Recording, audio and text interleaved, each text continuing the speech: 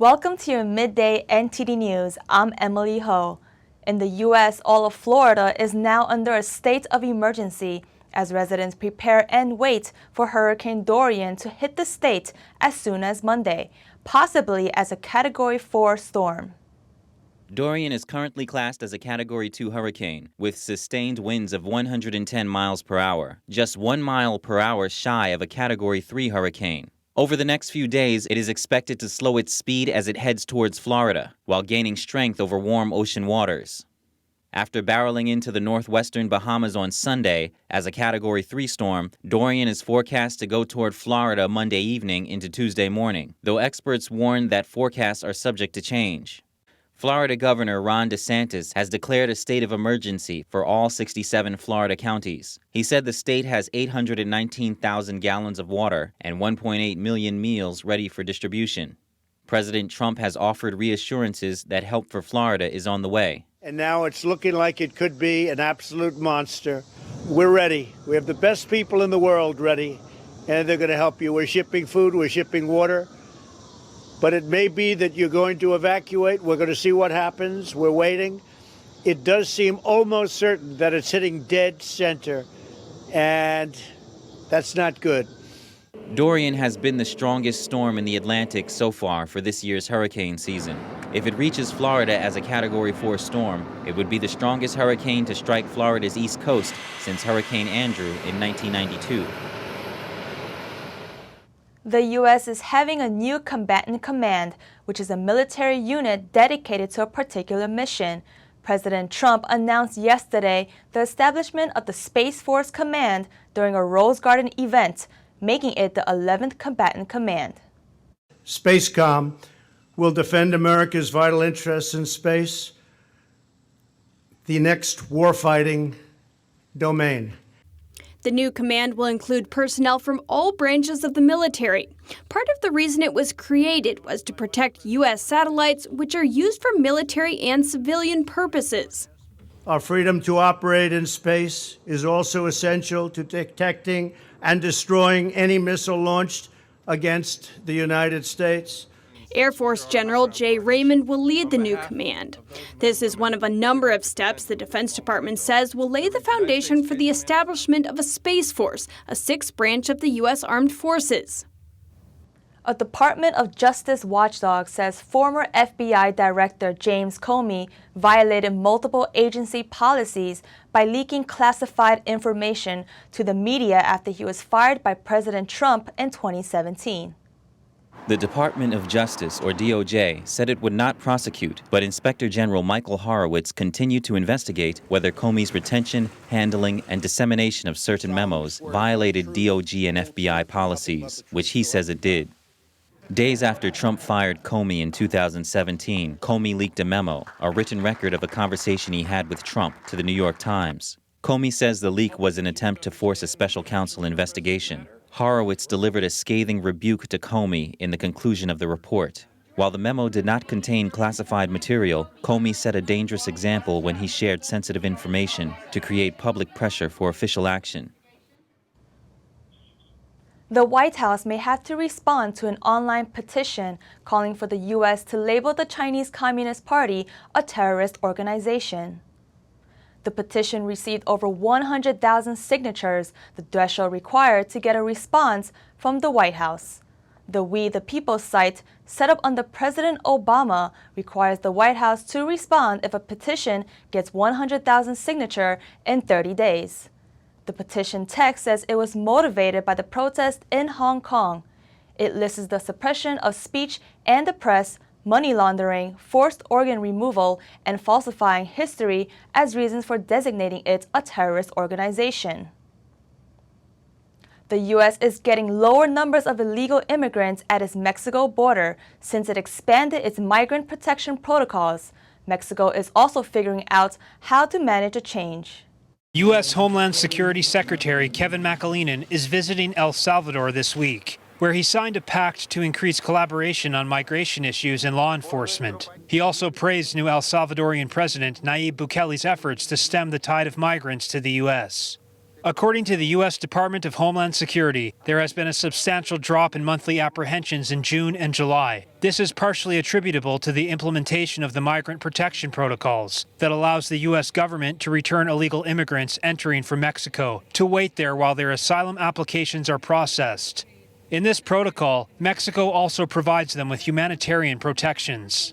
The nonpartisan data research organization TRAC released stats on Monday, showing nearly 12,000 Central American migrants were sent back to Mexico in July, accounting for just over 22% of new asylum applications in that month, compared with 5,000 in May. However, Mexico is under increasing pressure to resettle these immigrants.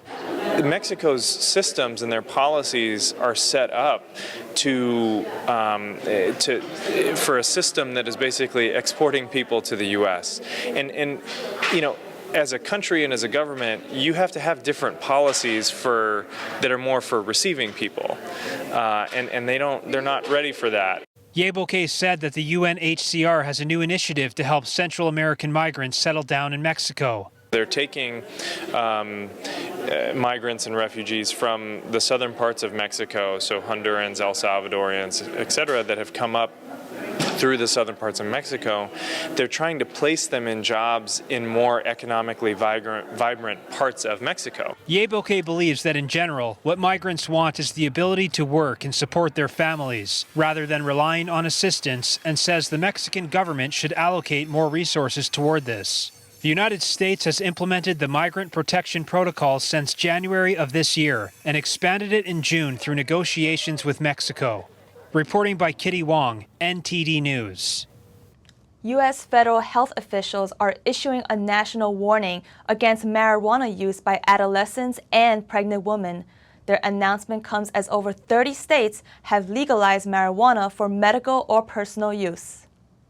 On Thursday, Health and Human Services Secretary Alex Azar and Surgeon General Jerome Adams warned of trends showing pregnant women and young people are more likely to use the drug and less likely to recognize the risks. For many, it can be addictive, and it's especially dangerous for adolescents and pregnant women because of what we know about how it affects the developing brain.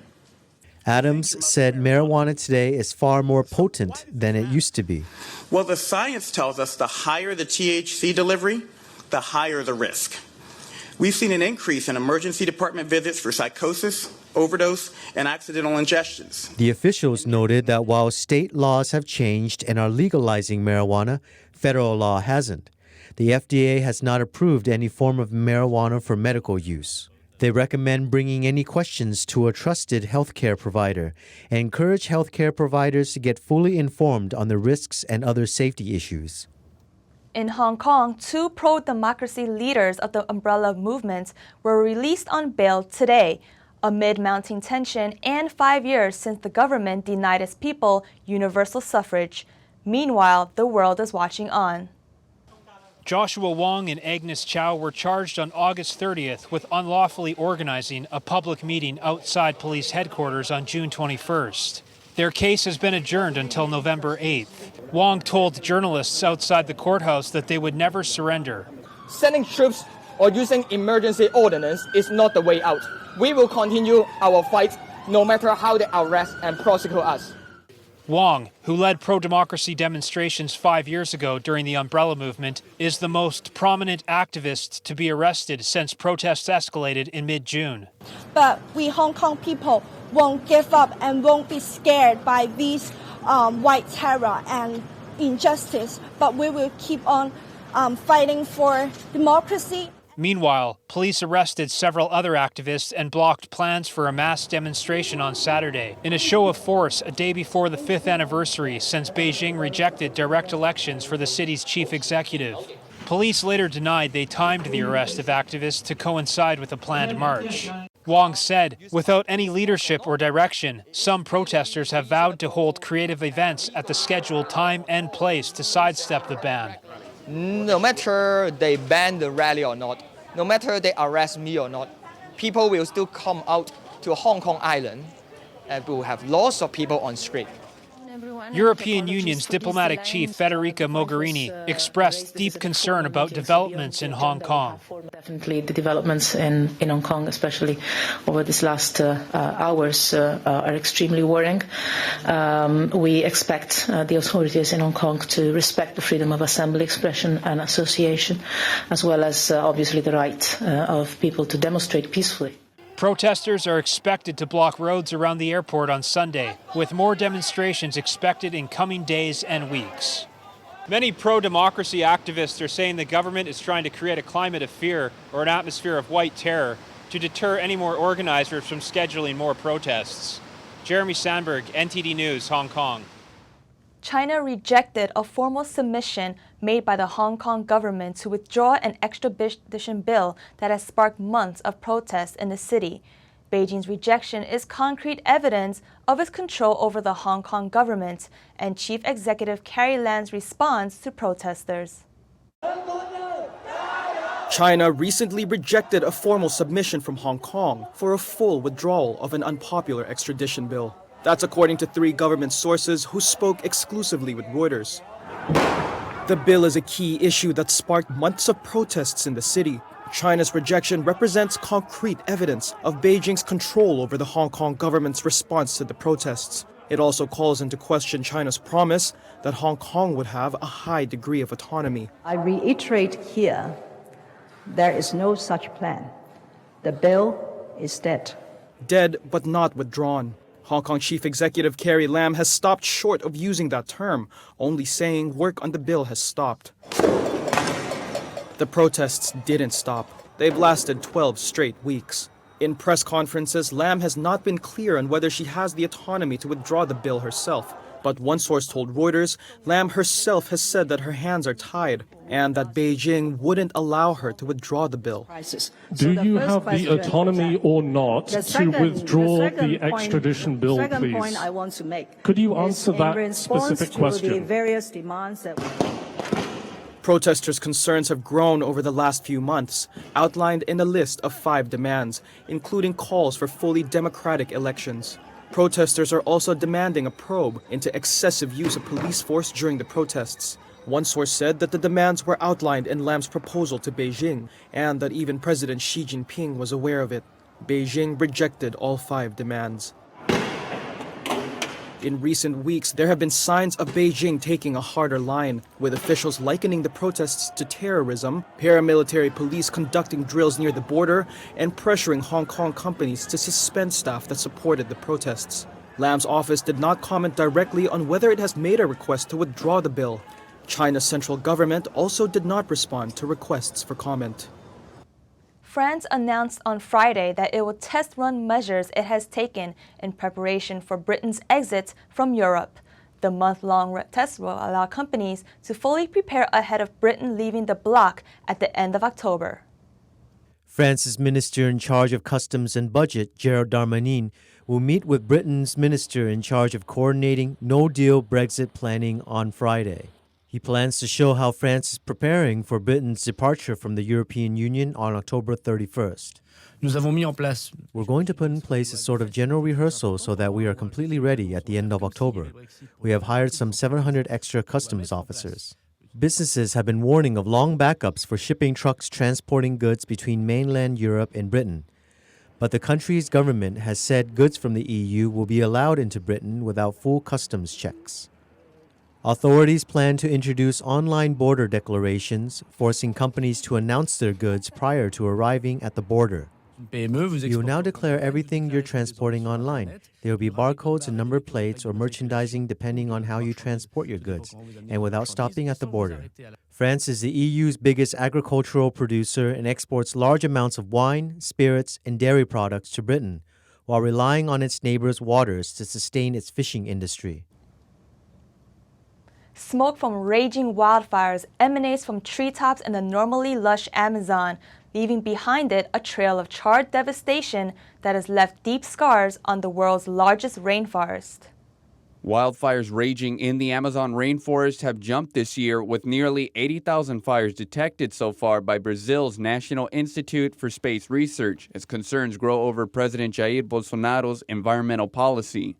The surge marks an 83% increase over the same period in 2018 and is the highest in nearly 10 years. Destruction of Brazil's rainforest was up nearly 70% through July compared to the same period a year ago. NTD News. Australian Prime Minister Scott Morrison pledging today to fund a subsea fiber optic cable linking the continent to Timor-Leste. The announcement came ahead of a commemoration ceremony marking the 20th anniversary of a historic referendum that eventually gave the nation, formerly called East Timor, independence. Morrison said Australia would fund the engineering and design process of the cable. That fibre optic cable will transform Timor-Leste's digital connection with the world and reduce the barriers between people, schools, business and governments. He added Australia has already invested billions of dollars in Timor-Leste and would continue to work closely with the Southeast Asian nation on other projects. Why? Because we believe in the future of Timor-Leste. We believe in them having their economic, their security and political sovereignty here, and charting their own way forward. Timor-Leste was run by the United Nations administration for 3 years following its 1999 referendum, until it was free to run its own affairs. Since gaining independence on May 20th, 2002, the country has struggled to tackle security, social and economic woes like high unemployment, splits in the army, and poor infrastructure, healthcare, and education. NTD News. Apple will host an event on September 10th at the company's Cupertino, California campus, where it is widely expected to unveil new iPhone models and possibly some new colors. In an invite to the event on Thursday, Apple teased a 5-colored version of its logo, possibly implying more colors for its new iPhone models. The company has been in the storm's eye of trade tensions between China and the U.S., affecting its manufacturing in China. Apple faces tariffs of 15% starting September 1st after the Trump administration put tariffs on major products in China, such as smartwatches and wireless headphones. A tariff on Apple's biggest seller, the iPhone, will take effect on December 15th. Sales of iPhones dropped to less than half of the company's total revenue in its latest quarter for the first time in 7 years. Apple says this is because it is diversifying its offerings. Moving over to Yemen, ancient human remains dating back more than 3,000 years were found in caves, but the scattered bones are damaged by looters looking for treasure. Archaeologists say the remains belong to settlers who resided in the area at the end of the Stone Age. This is the lower jaw of one of the bodies, and it indicates that the corpse, or every lower jaw found, is evidence to a single individual corpse. The bones of 2 bodies were found in a hole dug in a cave and were most likely mummified. The mummies were also extracted by looters looking for gold. These are some of the bones of the neck, and these are some other from the leg. This shows that the tomb has more than one body that has been tampered with and taken out randomly. The remains are believed to be the first of other potential discoveries in the area. After this discovery, we completely scored the area from its beginning to its end, and we sent out a specialized team from the Antiquities Authority to investigate and explore other discoveries in this area. This specialized team was able to find more than one site and more than one grave and cave.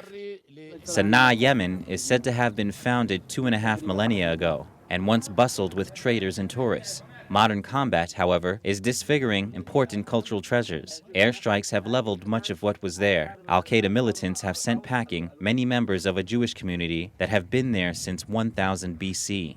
And a Saudi-led military coalition has carried out thousands of airstrikes, killing at least 10,000 people and unleashing a humanitarian crisis. Reporting by Emily Ho, NTD News. The art of Zhen is back at Toronto's City Hall. The name means truth, compassion, and tolerance in Chinese, the main tenets of a spiritual practice from China that inspired the art. It is both an honor and a pleasure to help launch the Art of Zhen International exhibition here at Toronto City Hall. And it is only fitting that an exhibition of this nature take place in a democratic chamber that governs Canada's largest city. The classical paintings show the beauty of Falun Dafa, also called Falun Gong, a meditation and Qigong practice that was introduced to the public in 1992. The Chinese government at one point estimated there were over 70 million practicing it in China alone. I'm very impressed with the paintings and their artistic value, but I think more important is the spiritual significance of what they're trying to tell us. And I think that is what needs to guide us. Due to Falun Gong's popularity and the Chinese Communist Party's tight control on religion, Falun Gong practitioners have been persecuted in China since 1999.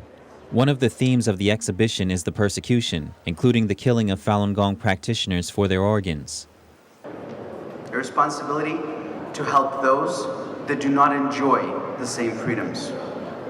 And that includes millions, yes, millions of Falun Gong practitioners who are oppressed by the Chinese government. The art of Zhen Shanren was founded in 2003 and has since been exhibited all around the world. NTD News, Toronto.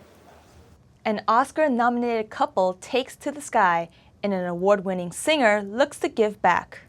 I'm a really good aeronaut. I want to use what I'm good at. Women don't belong in balloons. And she makes such a show of herself. Miss Wren, I need to make studies of the air. I'm not a coachman for hire.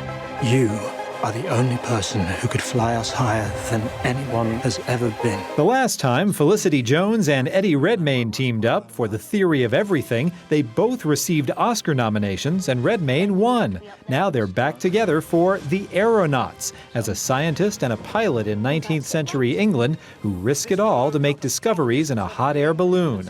The Aeronauts lands in theaters December 6th.